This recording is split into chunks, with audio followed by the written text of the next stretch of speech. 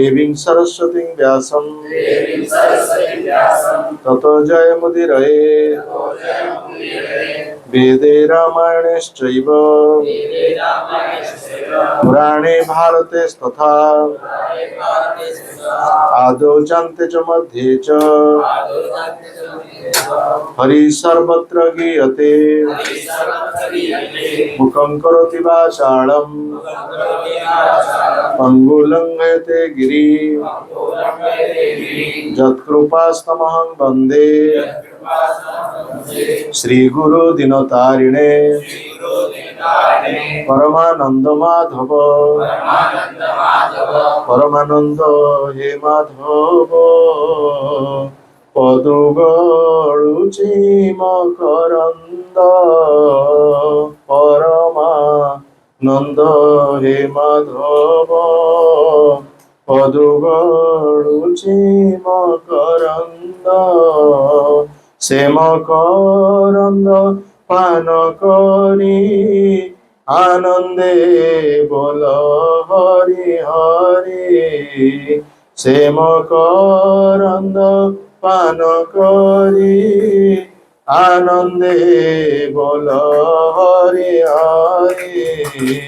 हरि नामे बांधवेला पारी करिबे चकाडोळा। हरि नामे बांधवेला पारी करिबे चकाडोळा। से चकाडोळा कपୟରେ मन मोर निरंतरे।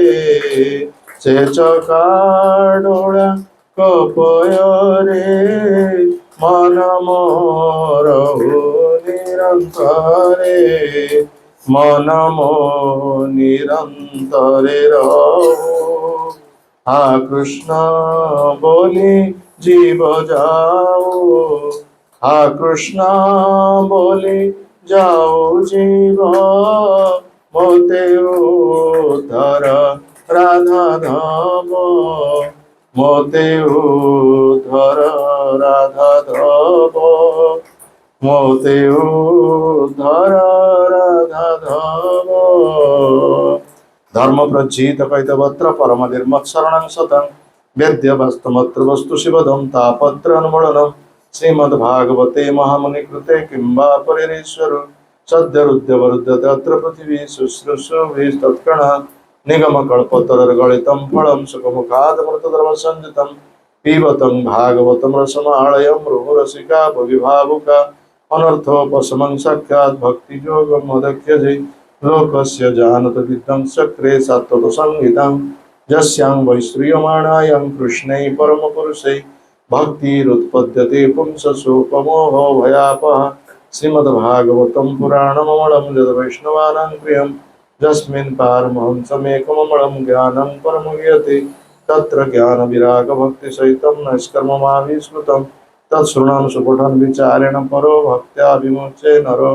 अर्थयं ब्रह्मसूत्राणां भारतार्थो विनिर्णय गायत्री भाष्यरूपसु वेदार्थ परिगृहीत सर्ववेदेतिहासारं सारं सारं समकृतं सर्ववेदान्तसारं हि श्रीमद्भागवतमिष्यति। तद्रसामृततृप्तस्य नान्यत्रस्य ददति क्वचित्। कृष्ण भक्तिरस स्वरूप श्री भागवत ताते वेद शास्त्र हईते परम महत। चारि वेद दधि भाग बतन बनित मथिलेन सुख खाई लेन परीक्षित। कृष्ण तुल्य भागवत विभु सर्वाश्रय प्रतिश्लोके प्रत्यक्षरे नाना अर्थ कय। भागवत तुलसी गाय भक्त जने भागवत तुलसी गाय भक्त जने चतुर्धा विग्रह कृष्ण एहि चारि सने चतुर्धा विग्रह कृष्ण एहि चारि सने जाओ भागवत पढ़ो वैष्णवेर स्थाने एकांत आश्रय कर चैतन्य चरणी भागवत जेन माने से जवन सम तार सस्ता अच्छे जन्मे जन्मे प्रभु जम हरे कृष्ण कृष्ण कृष्ण हरे हरे हरे राम राम राम हरे हरे ओम नमो भगवते वासुदेवाय ओम नमो भगवते वासुदेवाय ओम नमो भगवते वासुदेवाय ओम नमो भगवते वासुदेवाय ओम नमो भगवते वासुदेवाय ओम नमो भगवते वासुदेवाय सौनक उवाच शौनक उवाच तस्य हेतु निज ग्राह कଳି दिग्विजय नृपः नृ विचहु ध्रुव शूद्र को असो गायं पदाहन तत्कथ्यं महाभाग यदि कृष्ण कथा श्रयं शौनक उवाच कस्य हेतु निजग्राह कलिं दिग्विजय नृप नृद्विजयु धुक्शूद्रकसो गायं पदाहन तत्कथ्यतं महाभागो यदि कृष्ण कथाश्रयं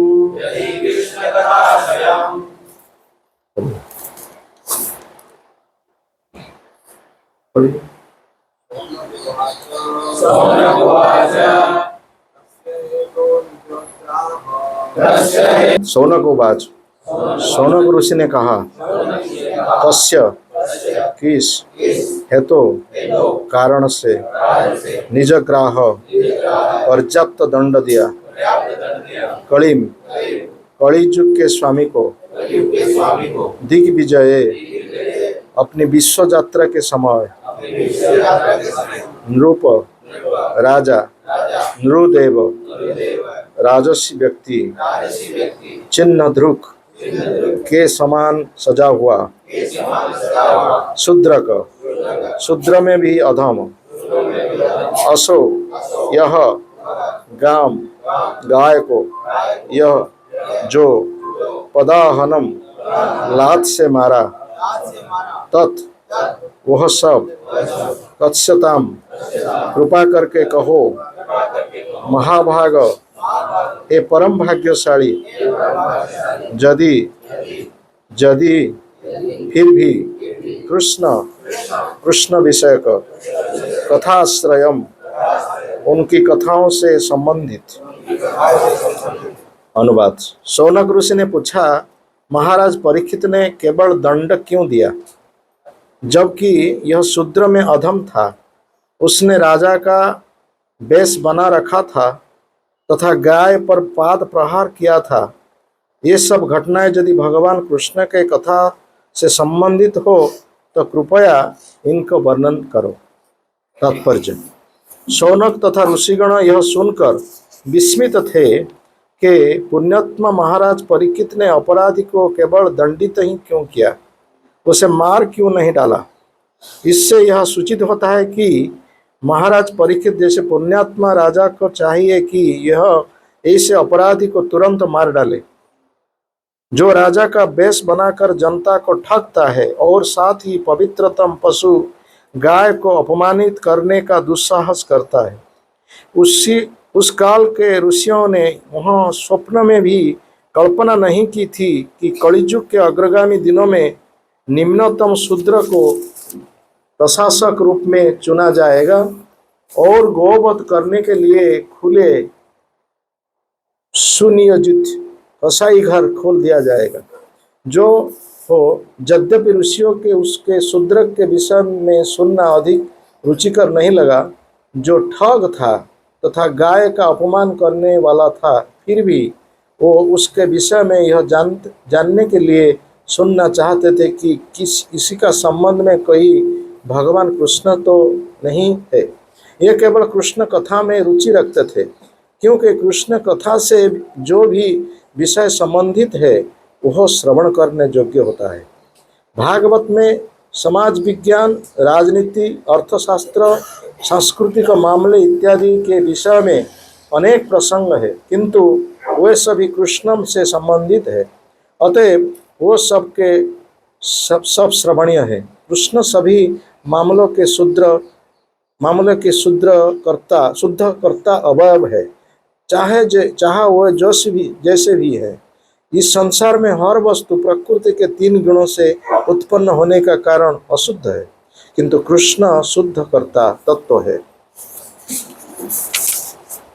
शौनक उवाच कस्य हेतु निजग्राह्य कलिंगदिग्विजये नृप नृदेवी च शूद्रको अशोगायं पदाहनत् तस्य कस्यतं महाभागो यदि कृष्ण कथाश्रयम्।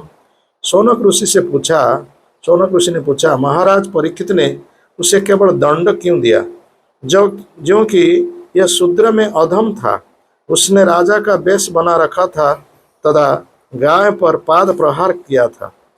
ये सब घटनाएं यदि भगवान कृष्ण की कथा से संबंधित हो तो कृपया उनके वर्णन करो। तो श्रीमद् भागवत भगवान कृष्ण कथा में संबंधित है। तो परीक्षित महाराज जो कड़ी को पहचाना, जो कि क्षत्रिय वेश बनाकर गाय और बैल को दंड दिया था, तो इसको क्यों नहीं मार डाला। तो शौनक ऋषि पूछा सुत गोस्वामी को। सुत गोस्वामी नैमिषारण्य में उपस्थित थे और 60,000 मुनि ऋषि सब एकत्रित होकर जिज्ञेस करते थे, प्रश्न पूछते थे, तो क्यों परीक्षित महाराज ने कली को नहीं मार डाला। सुनिए, तो 6 प्रश्न में श्रीमद् भागवतम आधार है। 6 प्रश्न उत्तर सब समय भागवत में है। सुखदेव गोस्वामी को परीक्षित महाराज पूछा, नारद महर्षि को युधिष्ठिर महाराज पूछा, विदुर मुनि मैत्रेय मुनि को पूछा, और यहाँ पर देखिए जो शौनक आदि मुनि और शौनक जो लीडर है मुनि ऋषि का, वो पूछा है सुत गोस्वामी को, ये क्यों परीक्षित महाराज नहीं मार डाला कड़ी को। तो जब मुनि ऋषि सब एकत्रित हुए थे नैमिषारण्य में, आपको नैमिषारण्य में गए, कौन गए हैं? बहुत अच्छा स्थान है वो। तो नैमिषारण्य क्यों, वहां पर सब मुनि ऋषि एकत्रित हुए थे, लेकिन कली का प्रभाव वहां पर नहीं था, कलियुग का प्रभाव वहां पर नहीं था। इसीलिए सब मुनि ऋषि एकत्रित होकर सुत गोस्वामी जो सुनता था सुत गोस्वामी परीक्षित महाराज को जब सुखदेव गोस्वामी भागवत वर्णन किए थे उसी समय सुत गोस्वामी वहां पर उपस्थित थे। देखिए सुत गोस्वामी जो रोमहर्षण का पुत्र है वो क्या उन्नत जाति में नहीं है, वो लोअर कास्ट है। लेकिन सुनिए तो सब मुनि ऋषि है, सब द्विज है, ब्राह्मण है, मुनि ऋषि है सब, लेकिन वो नहीं सोचा ये तो नीच जाति का है, हम उसको क्यों पूछे। लेकिन सुत गोस्वामी परीक्षित महाराज को सुखदेव गोस्वामी जब वर्णन किया था उसी समय सुन रहा था, तो वो विचार नहीं किया तो वो नीचे जाती है कैसे हम यहाँ पर सुनेंगे ना, वो सुन रहा था परीक्षित महाराज का बात सुन रहे थे, इसीलिए वो निर्वाचित किए सुत गोस्वामी हमको भागवत कहेंगे। तो भागवत कहने के लिए हम जाति का विचार नहीं करेंगे। किबा विप्र किबा न्यासी शूद्र कहने न होय, जय कृष्ण तत्ववेता से ही गुरु होय। महाप्रभु एक सरल संज्ञा दिया, जो गुरु होगा फिर केवल ब्राह्मण ही होगा और कोई नहीं होगा, उसका विचार नहीं है। किबा विप्र वो ब्राह्मण हो सकता है, किबा विप्र किबा न्यासी वो सन्यासी भी हो सकता है, किब्रा विप्र किबा न्यासी शूद्र वो भी शूद्र भी हो सकता है। जय कृष्ण तत्ववेता जो कृष्ण का तत्व बोलते हैं वो गुरु वही है, वही गुरु है। और रूप गोस्वामी गुरु का संज्ञा दिया उपदेशामृत में, वाच वेग मनोवेग क्रोध वेग जिह्वा वेग उदरम उपस्थ वेग एतान वेगान जो विषहेत धीर समग्र पृथ्वी मांग शिष्यात। जो छह वेग को जो जय करता है वो गुरु होता है, उसका जो महाप्रभु का शिष्य रूप गोस्वामी। वाच वेग वाक वेग में हम बात बोलते हैं, बहुत अश्लील भाषा भी बात में आ जाता है, हम बात को संयम नहीं कर सकते हैं, तो इसलिए जो वाक वेग को नियंत्रित करते थे जो करते हैं वो गुरु गुरु होंगे।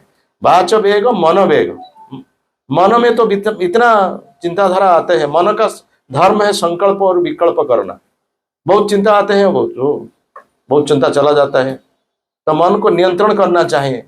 तो गीता में ध्यान योग में भगवान को अर्जुन पूछा, चंचल ही मन कृष्ण प्रमाथि बलवद दृढ़ तस्याहं निग्रह मन्ये वायोरिव सुदुष्करम। ये मन बड़ा चंचल है, जो प्रभावान वायु को हाथ मुठा में रखना बड़ा कष्टकर है, इसलिए ये मन को नियंत्रित करना बड़ा कष्ट है। तो भगवान सम्मत किया, भगवान अनुमोदन किया जो चंचल मन है, लेकिन उसको नियंत्रण कर सकेंगे कैसे बाद में बताया। असंशय महाबाहो मन दुर्निग्रह चलम अभ्यासेन तु कौन्तेय वैराग्येण च गृह्यते। मन बड़ा चंचल है वो हम अस्वीकार किया है, लेकिन अभ्यास करो, क्या वैराग्य अभ्यास करो। वैराग्य क्या अर्थ क्या है, वैराग्य का अर्थ क्या है, सबको छोड़कर चला जाएगा, घर को छोड़कर चला जाएगा, परिवार को छोड़कर चला जाएगा, पुत्र कन्या को छोड़कर चला जाएगा, नहीं, घर में रहकर भी वैराग्य अभ्यास करते हैं, कर सकेंगे। षष्ठ अध्याय में ध्यान योग में प्रथमा श्लोक भगवान कृष्ण अर्जुन को बोला, अनाश्रित कार्य कर्म करोति च सन्यासी च जोगी च निरग्नि न चक्रिय। अनाश्रित कर्म फल कार्य कर्म करोति जो अनासक्त होकर घर में रहकर जो अनासक्त होकर कार्य करता है जो सन्यासी, वो इसको भी सन्यासी बोला जाता है। वो हम जो गहरी के वसन पहनकर हम भी बहना सन्यासी है वो नहीं, एक गृहस्थ भी सन्यासी को बोला जाएगा। कैसे ना, जब अनासक्त होकर काम करता है, आसक्त नहीं होकर, सब परिवार में आसक्त न होकर काम करते हैं, वो को भी सन्यासी बोला जाएगा। अनासक्त कर्म फल कार्य कर्म करोति जो च सन्यासी च जोगी, उसको जोगी बोला जाएगा, सन्यासी बोला जाएगा। तो वैराग्य वही है जो अनासक्त होकर सब कर्मफल भगवान को अर्पण करते हैं। दो प्रकार वैराग्य है, एक है युक्त वैराग्य और है फलगु वैराग्य।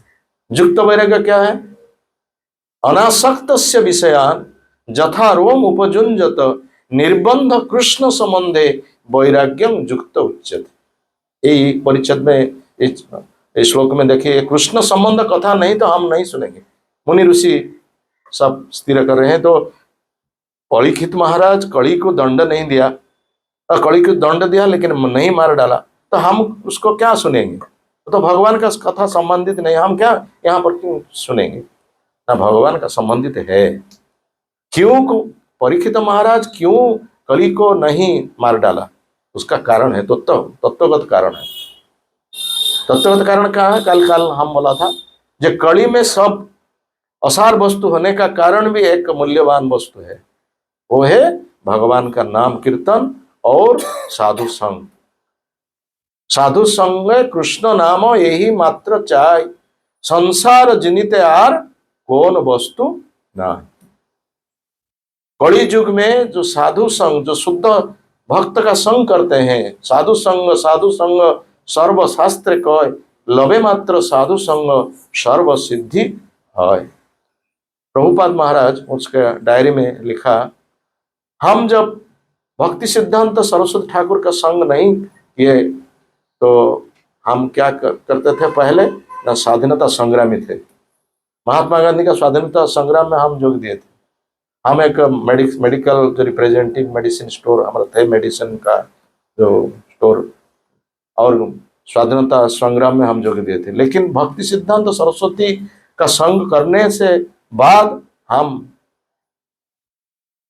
कृष्ण चेतना समग्र पृथ्वी में प्रचार किया।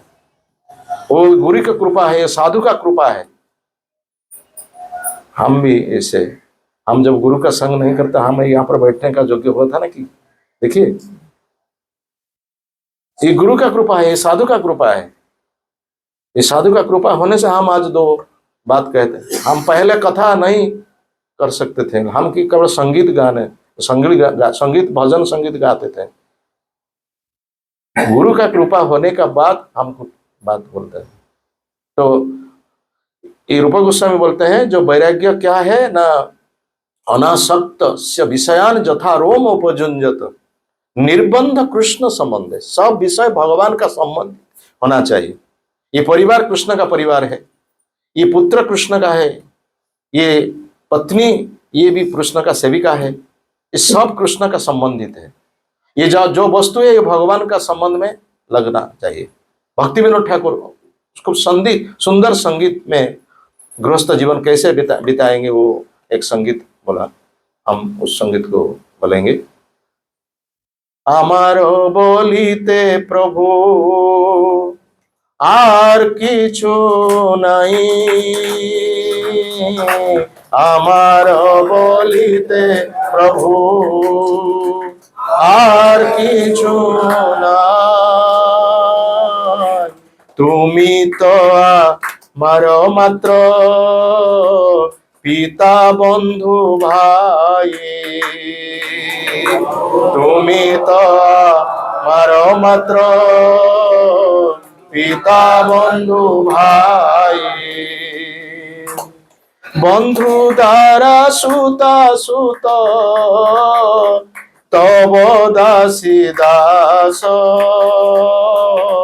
বন্ধু দ্বারা সুতা সুত তব দাসী দাস,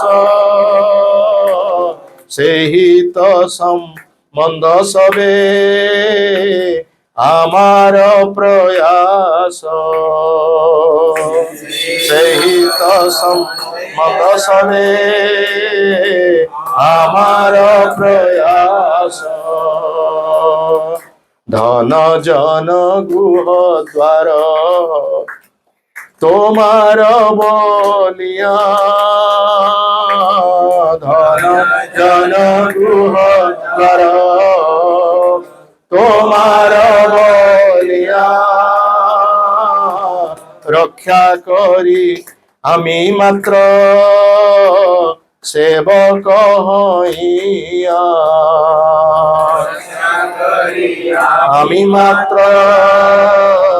সেবক হইয়া, তোমার কার্যরে তরে উপার্জিব ধন, তোমার কার্যরে তরে উপার্জিব ধন, তোমার सार व्यय करिब बहन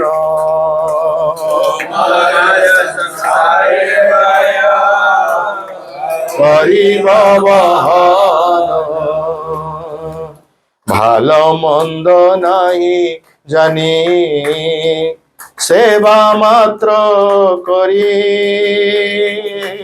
ভাল মন্দ নাহি জানি সেবা মাত্র করি তোমার সংসারে আমি বিষয় প্রহরী संसारे आमी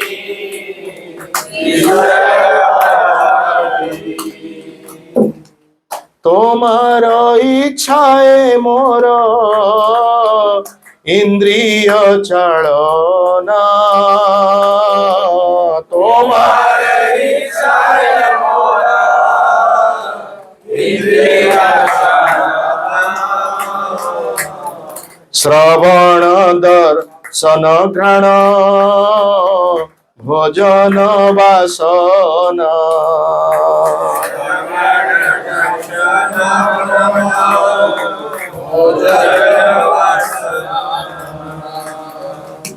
নিজ সুখ লাগি কিছু নাহি করিয়ার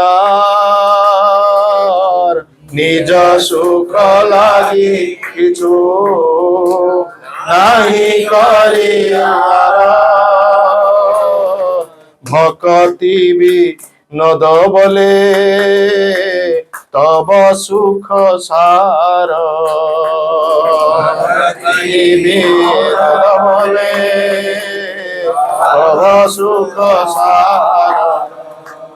आप तो समझेंगे उस कविता का मर्म क्या है, आप तो समझ सकते हैं, हम बात नहीं बोलते हैं उसको। जो घर को भगवान का मंदिर बनना चाहिए, तो पति पत्नी पिता बंधु पुत्र कन्या सब भगवान का सेवक सभी का है। तुम्हारी इच्छा है मोर इंद्रिय चालना, अपना इच्छा में हमारा इंद्रिय चालना करेंगे। श्रवण आपका कथा सुनेंगे, श्रवण दर्शन आप भगवान का रूप दर्शन करेंगे, फोटो में रखेंगे, विग्रह रखेंगे घर में, उसको दर्शन करेंगे, सुबह शाम को दर्शन करेंगे, आरती करेंगे, भजन गाएंगे। तो श्रवण दर्शन घ्राण तुलसी का अग्रहण करेंगे, प्रसाद सेवन करेंगे। इसी माफिक हम घर को मंदिर बनना चाहिए। ओडिया में एक है, वैकुंठ समान आहा अटे से ही घर, परस्पर स्नेह जो ही थाए निरंतर। वो घर को मंदिर बनना चाहिए। तो ऐसे ही वैराग्य ऐसे ही बोला जाता है, वो है युक्त वैराग्य। और फल्गु वैराग्य क्या है? जो गया को आप गए हैं, गया वो विष्णुपाद मंदिर है। विष्णुपाद मंदिर का पीछे कौन नदी है? फल्गु नदी। फल्गु नदी का क्या वो लक्षण क्या है? बाहर में देखेंगे तो सूखा, लेकिन थोड़ा ये करने से जल आ जाएगा। तो भीतर बाहर में वैरागी, लेकिन भीतर में भोग कामना। बाहर में वैरागी वेश, हम वैरागी वेश पान करते हैं, और भीतर में हमारा भोग कामना है, उसको वैरागी नहीं बोलते। प्रापंचिकतया बुद्ध्या हरि संबंधी वस्तुन मुमुख्य व परित्याग वैराग्यं फल्गु कथ्यते। सब माया है, सबको छोड़ना चाहिए। वो परिवार माया है, घर माया है, पुत्र माया है, कन्या माया है, सबको छोड़कर चला जाएंगे और गुम्फा में जब बैठेंगे तो आ जाएगा भोग कामना।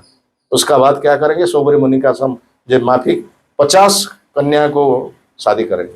उसके बाद सोबरी मुनि का उदाहरण है ना।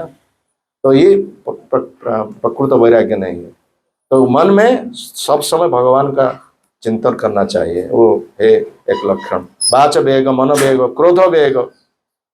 जब कामना प्रतिबंधक, कामना में प्रतिबंधक आता है, क्रोध आ जाता है, वो क्रोध को दमन करना पड़ेगा। वाच वेग, मन वेग, क्रोध वेग, जिह्वा वेग। वो जिह्वा है उदर और उपस्थ, जिह्वा बेली एंड सेक्स, ये 3 एक सरल रेखा में है। जो जिह्वा वेग को नियंत्रित करेगा वो तो अपने आप उदर वेग को नियंत्रित कर सकेंगे, उपस्थ वेग को नियंत्रित कर सकेंगे। वो 6 वेग को जो नियंत्रित करते हैं वो है गुरु।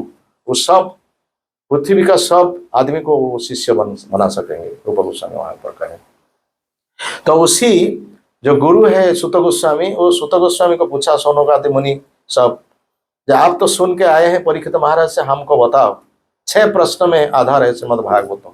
क्या क्या 6 प्रश्न है, आप बोल सकेंगे? बोल सकेंगे 6 प्रश्न क्या है? पहला प्रश्न है जीव को श्रेय क्या है? जीव का श्रेय क्या है? श्रेय, श्रेय में मीन्स क्या? श्रेय का अर्थ क्या? जो permanent solution, our permanent solution, temporary solution आहार निद्रा भय मैथुन, परमानेंट सोल्यूशन भगवान कृष्ण में संबंधित होना। एताभ्याम सांख्य योगाभ्याम स्वधर्मम परिनिष्ठया जन्म लाभ परपुंसा अंते नारायण स्मृति।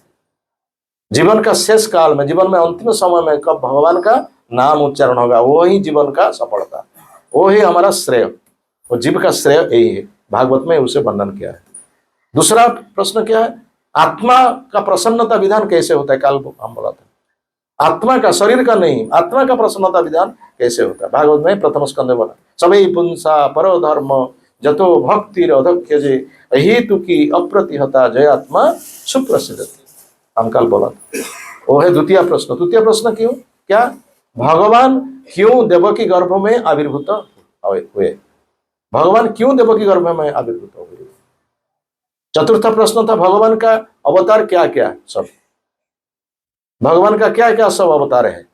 और पंचम प्रश्न है भगवान का विभिन्न जो अवतार है वो क्या लीला सब किया। भागवत में सब वर्णन है, भगवान जो सब अवतार है उसका क्या क्या लीला रचा, वो पंचम प्रश्न। षष्ठ प्रश्न है बहुत गुरुत्वपूर्ण प्रश्न। षष्ठ प्रश्न क्या है ना, भगवान जब स्वधाम को चला गया, वो क्या धर्म को लेकर चला गया? वो क्या धर्म को तो प्रतिष्ठा करने के लिए आया? धर्म संस्थापनार्थाय संभवामि जुगे जुगे जदा जदा ही धर्मस्य ग्लानिर्भवति भारत अभ्युत्थाना ही अधर्मस्य तदात्मान सृजाम्यहं परित्राणाय साधुनां विनाशाय च दुष्कृतां धर्म संस्थापनार्थाय संभवामि। वो धर्म संस्थापन करके कुरुक्षेत्र युद्ध में गीता वाणी में उपदेश दिया, उसका बाद तो वो चला गया, स्वधाम को चला गया। वो स्वधाम को चलने को धर्म को लेकर चला गया ना धर्म को छोड़ के चला गया? क्या उत्तर है उसका? छोड़ के। अच्छा, कहां पर छोड़ के चला गया? शास्त्र में कृष्ण स्वधाम अपगते धर्म ज्ञानादि सह कलो नष्ट दृशामेशम पुराण अर्क उधनोदित। कृष्ण स्वधाम को चलने का बाद भी भगवत शास्त्र है हमारा पास, वो सूर्य माफिक, सूर्य सदृश है, वो हमको रास्ता बताएंगे, पथ बताएंगे कैसे हम जाएंगे। कृष्ण स्वधाम अपगते धर्म ज्ञानादि सह कौड़व नष्ट दृशामेशम पुराण अर्क अधुनादित। तो पुराण रूप का सूर्य अभी उदित हुआ है, तो हमको वो पथ बताएंगे। और ये 6 प्रश्न देखिए। सुत गोस्वामी को पूछा सोनक मुनि, जो क्यों परीक्षित महाराज को नहीं मार डाला कली को? तो हम तो कृष्ण का संबंधित कथा सुनना चाहते हैं, उसमें हमको क्या मिलेगा? तो देखिए गीता, श्रीमद् भगवद गीता 10वें अध्याय में 4 श्लोक है। 4 श्लोक में एक श्लोक में बोला है अहं सर्वस्य प्रभवो मत्त सर्वं प्रवर्तते इति मत्वा भजन्ति मां बुधा भाव समन्विता। इसमें भगवान बोला है जो हम सबका सृष्टि किया है, अहं सर्वस्य प्रभवो मत्त सर्वं प्रवर्तते। इसको कौन जानेगा, इसको कौन पहचानेगा? इति मत्वा भजन्ते मां, जो भजन करेगा तो वो पहचान सकेगा, नहीं तो और कोई नहीं पहचान सकेगा। इति मत्वा भजन्ते मां बुद्धा भाव, वो है बुद्धिमान, वो है intelligent person, those who are भजन्ति, जो who are chanting the glory of God. Shrimad Bhagavat में 11 स्कंद में बोला है कि कलिजुग का जो अवतार आएगा, युगावतार, कृष्ण वर्ण त्युषा कृष्ण सांग पांगास्त्र पार्षदम यज्ञ संकीर्तन प्रायर जजंती ही सुमेधस। जो पंडित लोग है, जो बुद्धिमान लोग है, संकीर्तन करते हैं, लेकिन हमारा समाज में बोलते हैं जो निष्कर्म है, वो जो आलस आदमी है, वो संकीर्तन करते हैं, उसका कोई काम नहीं। देखिए भागवत में बोला है जो विद्वान है, जो बुद्धिमान है, वो संकीर्तन करते हैं महाप्रभु का। अच्छा, महाप्रभु को तो नपुंसक बोलते थे ना, बहुत आदमी नपुंसक, वो उड़ीसा को आया, वो सब आदमी को नपुंसक कर दिया, क्योंकि वो युद्ध नहीं करे और खोड़ करता लेकर बजा रहे, उसको नपुंसक हो गया। ये है हमारा समाज। तो सुनिए, तो हम बोले थे ना क्या, जो बुद्धिमान है, जो भजन करता है वो बुद्धिमान है। अहं सर्वस्य प्रभवो मत्त सर्वं प्रवर्तते इति मत्वा भजन्ति मां बुद्धा भाव समन्विता।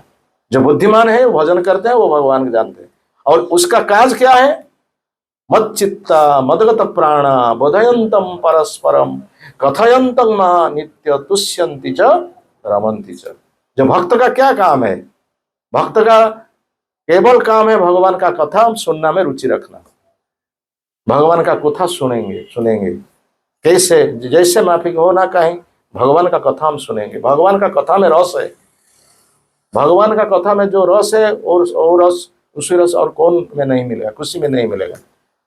मधुरम मधुरम एतान मंगल ही मंगलानाम सकल निगम बल्ली सत्फलम चित स्वरूपम सकृदपि परिगितम श्रद्धया बा हृदया बा भृगुवर नर मात्र तारयते इति कृष्ण नाम। मधुर वस्तु है भगवान का नाम, मधुर है भगवान का कथा, और सुंदर रूप है भगवान का, सब मधुर है। वो कथा में रुचि रखते हैं भक्त लोग। मच्चित्ता मदगत प्राण बोधयंत परंतर परस्परम कथयंत मानित, सर्वदा वो भगवान का कथा में रुचि रखते हैं और कुछ किसी कथा में रुचि नहीं रखते। लेकिन जो कर्मी लोग है तो क्या कथा में रुचि रखते हैं?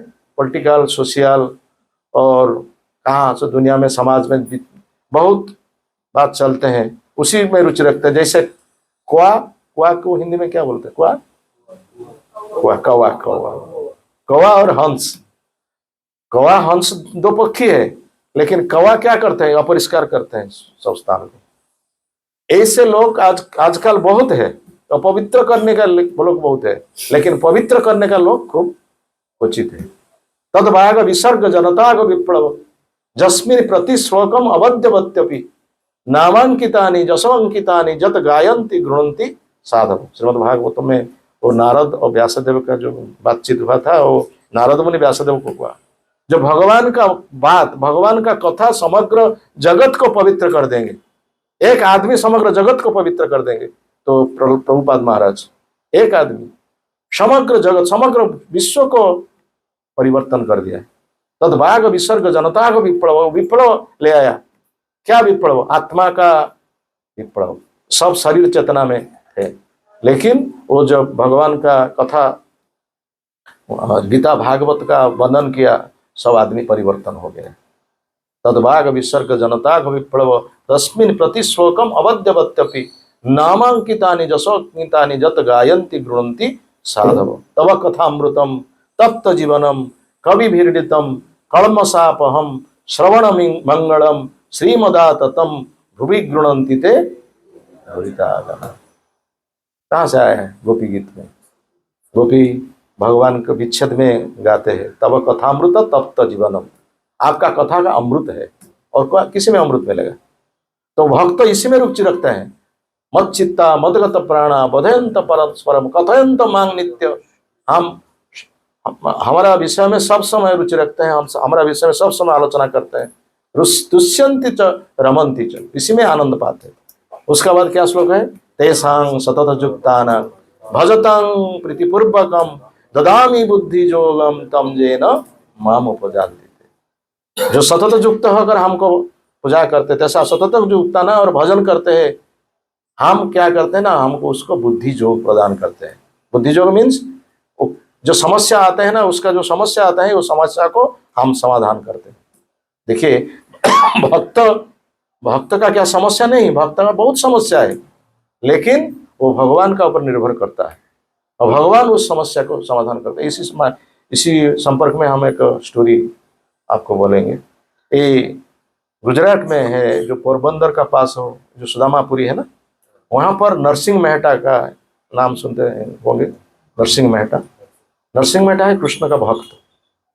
उसका एक लड़की था, वो विवाह योग्य हुआ था। उसका पत्नी उसको बोला क्यों उसको विवाह नहीं करें, और तो विवाह योग्य हो गया तो देखो तो कहाँ पर वर पात्र मिलेगा तो उसको विवाह शादी कर देंगे। हम तो चेष्टा करते हैं, कैसे हमको मिलेगा, क्या करेगा, वो तो भगवान का इच्छा में है, तो हम क्या करेंगे। अरे देखो चेष्टा करो, तो हम चेष्टा करते हैं, क्या करेंगे। तो भगवान का इच्छा में एक पात्र मिल गया, विवाह दिन भी, शादी का दिन भी स्थिर हो गया। तो शादी का दिन स्थिर हो गया, पास में कुछ अर्थ नहीं है, कैसा विवाह होगा, शादी कैसे होगा। तो पत्नी का पास कुछ अलंकार था, सोना अलंकार था। वो अलंकार को देखकर पति को बोला, जाओ वो उसको बेचकर कुछ सामान लेकर आओ, और लड़की के लिए कुछ अलंकार भी ले आएंगे। हमारा तो जो अलंकार है बहुत दामी अलंकार है, उस अलंकार में थोड़ा कुछ सामान ले आएंगे, और लड़की के लिए कुछ अलंकार भी ले आएंगे। वो चलाया गया, शहर को चला गया नरसिंह मेहता। और नरसिंह मेहता शहर को चला गया, देखा एक स्थान में भागवत सप्ताह होता है, भागवत का आलोचना होता है 7 दिन। तो वो तो भागवत पिपासु है, और भागवत सुनने का बहुत इच्छा है, तो वहां पर रह गया। 7 दिन चला गया, और विवाह दिन भी चला गया, शादी का दिन भी चला गया। तो 7 दिन का बाद वो सोचते हैं हम क्या करेंगे, हम जाएंगे तो हमारा जो पत्नी है उसको झाड़ू में मारेंगे, हम पीटेंगे, पेटेंट मेडिसिन देंगे। वो पेटेंट मेडिसिन मालूम है ना, फकीरमोहन सेनापति का एक गल्प है, पेटेंट मेडिसिन, उड़िया में है।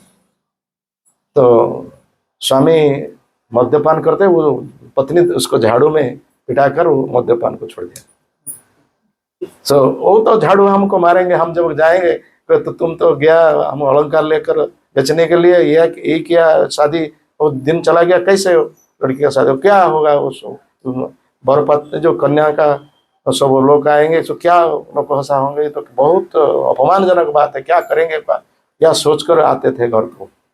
तो घर का पास जब आया, लोक में बातचीत हुआ था, इतना बड़ा शादी, इतना बरयात्री आते हैं, और कितना खाना होता है, कितना सुंदर खाना होता है। अरे किसी का शादी, अरे तुम्हारा लड़की का शादी हो गया, हमारा लड़की का शादी हो गया, हाँ। अरे हम तो था उनका लेके बेचने के लिए, और शादी कैसे हो गया।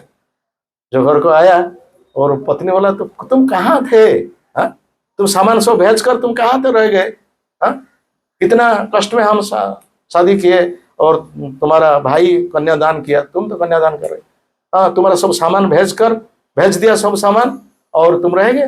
देखिए वो सामान कौन भेजा, अन्य चिंतन तुम जे जना पर्जुपासते तेसांग नित्याभियुक्तानां योगक्षेमं वहाम्यहम्।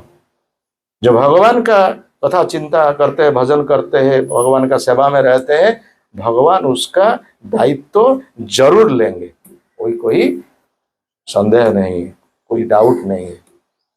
तेसांग सतत युक्तानां भजतां प्रीतिपूर्वकम ददामि बुद्धि योगम तम जेन माम उपजाति। तो कैसे हमारा पास आएगा, हम बुद्धि योग उसको देते हैं, वो है भगवान का लक्षण। उसका लास्ट श्लोक में क्या, तेसाम हम अनुकंपार्थम अहं अज्ञान जो तमम नाशयामि आत्मभावस्त ज्ञान दीपेन भास्वता। हम उसके अनुकंपा करके, तेसाम अहम अनुकर्तम अज्ञान जो तमम, उसका जो अज्ञान है उसको हम दूर कर देते हैं।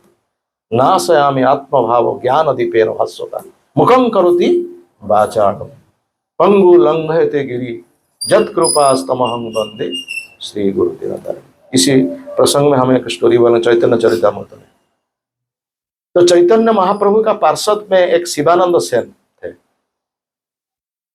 वो भी नित्यानंद प्रभु का भी सेवा करते थे, शिवानंद सेन। कि नित्यानंद प्रभु उसका बहुत क्रोध हुए थे शिवानंद सेन का ऊपर, किंतु महाप्रभु उसका खुश थे। और शिवानंद का सेन का एक छोटा बच्चा था, ये छोटा बच्चा लेकर महाप्रभु का पास आया। वो बच्चा क्या किया ना, वो जो पाद का जो अंगूठी है ना, वो चुचमा, क्या कहते हैं, चूसा। तो महाप्रभु बोला उस बच्चा को, अरे भगवान का नाम बोलो, भगवान कृष्ण का नाम बोलो। जितना बोलने से बाद वही कोई केवल चूसा है।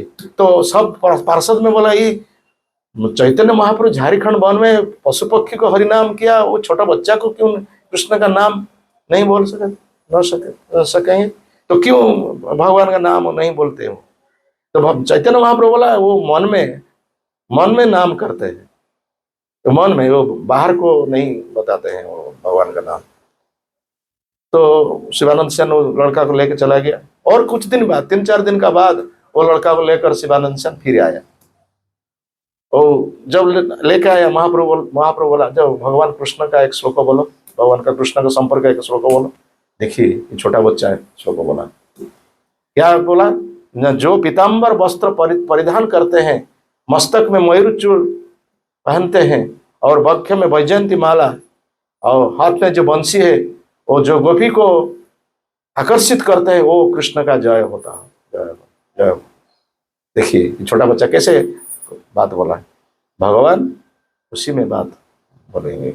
मुखं करोति वाचालम पंगु लंघयते गिरि जत कृपा, जो भगवान का कृपा तो लगेगा तो मुख वाचाल होगा। ध्रुव महाराज कोई स्कूल कॉलेज यूनिवर्सिटी में पाठ किया था, जब भगवान शंख स्पर्श किया उस मस्तक में, इसमें भागवत में वर्णन है, ध्रुव महाराज स्तुति किया भगवान का। ये सब है भगवान का कृपा। तो इसी श्लोक में जो मुनि ऋषि मैंने सब प्रश्न किए थे, जो भगवान का संपर्क में है, हमको बोला हम सब भगवान का संपर्क में सुनना चाहिए, और संपर्क सुनने से हमको आनंद लगेगा, उसमें रस आएगा। तो हम उसी कड़ी का संपर्क में हम नहीं सुनना चाहिए, किंतु उसमें रस है। जैसे पुतना को कंस भेजा कृष्ण को मारने के लिए, कृष्ण पुतना को मार दिया, लेकिन पुतना को कहाँ भेजा भगवान कृष्ण? यशोदा माता का स्थान। वो श्लोक श्रीमद् भागवत में है, भगवान का उदारता। अहो बकीजम स्तन कालकूटम जिंगासया ले अपि असाध्य साध्य लेभे गति धात्र चिता ततन्यं कंबा दयालु शरणं ब्रजेम। अहो बकी, जो पुतना है, जो कि बकासुर का भग्नि है, वो असुर का वंश में है, उसका खाद्य क्या है? रक्त है, मांस उसका खाद्य है। लेकिन वो आया कृष्ण को मारने के लिए, कृष्ण उसको मार दिया, लेकिन कृष्ण नहीं सोचा जो असुर है हम उसको नरक में भेजेंगे। कहाँ पर भेजा ना? जसोदा माँ जो स्थान पाया उस स्थान में भेज दिया, क्योंकि जसोदा माँ का कार्य उतना किया है, स्तन्य दान किया। वो है उदारता। इसी उदारता का विषय भगवान कृष्ण का विषय भागवत में है। तो भागवत को सब दिन हम सुनना चाहिए। नष्ट प्रायेषु अभद्रेषु नित्यं भागवत सेवया भगवती उत्तम श्लोके भक्ति भवती नष्ट। सब दिन हम भगवान का कथा श्रवण करना चाहिए। हमको ही जीवन देंगे और कोई में जीवन नहीं है। हम सब मरण मृत्यु माफिक है, लेकिन जब भगवान का कथा सुनेंगे तो हम जी सकेंगे। जय ग्रंथराज श्रीमद् भागवतम की, श्रील प्रभुपाद महाराज की, श्रील गुरुदेव की, समवेत गौर भक्त वृंद की, अनंत कोटि वैष्णव वृंद की, हृदय गौर प्रमानंद। जो कुछ प्रश्न होगा तो इस प्रसंग में, नहीं तो हम तो देखते हैं सब शांति प्रिय है, क्रोध किसका नहीं।